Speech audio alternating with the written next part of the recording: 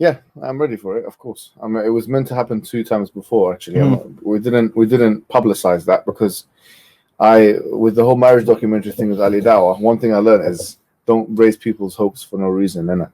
So actually, with Jordan Peterson, we've been communicating with his team for maybe 10 months or something like that, with his daughter, with his people, etc. And this was meant to happen in May 2021. But there was illness as well. Stuff happened. There's a few things happened. Maybe some private stuff with him, and then some. And then once again, it was meant to happen in August. Yes. And so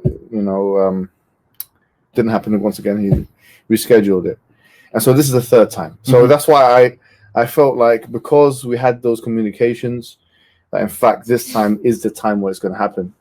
And that's why I publicized it. I told the team that I'm going to publicize it this time. The fact that how did they react to that? Yeah, they're all right with that. Good. Yeah. So it's going to be on his podcast. It's going to be on the Jordan Peterson podcast. Good. And in 2022, but to be honest, bro, I should be coming on the MH podcast. Oh, brilliant. Yeah. He's agreed to that. Yeah, initially it was meant to be on the MH podcast. Brilliant. But I actually prefer you being questioned rather than the other way around. Really, yeah? Yeah. Because I think that's where we get the best out of you. Maybe. You're still very good when you're on the offensive, but I think you're very good when you're on the, not defensive per se, but when you're there from a dawah context. I remember I saw one of your podcasts it was to do with jihad, and I think it was some ladies that were asking some questions about what about this verse, that verse, and just the way you dealt with it. I'm not to praise you or anything, but it was like, I think this was your element, right? Because you're already kind of like a forceful kind of guy. If you're already on the attack, sometimes it could be a bit, whoa, this is overwhelming. But if you're sitting back and someone asks you questions, then I think with Peterson's style, I think it'd be perfect. It's exactly what the dawah needs. You know what's really funny? I've been looking for the comments. Not that I do much comment reading, but on this, everyone's excited, bro. Everyone is excited. They're like, at last, this is great. Even people who may not even appreciate our work or style, they're very supportive from my understanding. So this is very good for the dawah ecosystem, yeah? It is what it is, because Jordan Peterson is aware of who we are. His daughter is aware of who I am. They're aware of us.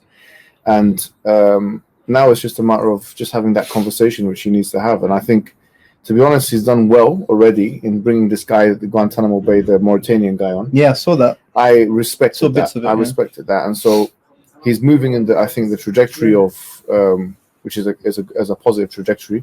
He's more balanced, you would say. Yes. And I think that if we have the right kinds of conversations, then I think this can have a narrative altering implication. I think this could even have impact on things like foreign policy making. I think it can have serious knock-on effects, because this is where we are shaping public opinion. And I think that if it's done correctly, it will be the start of something very, very positive for Muslims in the West. Yeah, absolutely. I mean, I don't have any advice to give you, to be honest. I think you're more than capable of answering any questions, having dialogue. I think what we should focus on as a collective is making lots of dua for you. Obviously, you focusing on the things that you need to focus on in connection with Allah, making sure that Allah is supporting us. But the other stuff, I think, alhamdulillah, I think you're well equipped. I'm excited. It's going to be good. I mean, as I said, because I was meant to speak to him twice before, I've read his books, I've seen his debates, I've seen his public engagement. So there's nothing really there. Like there's nothing really there for me to, in terms of preparation.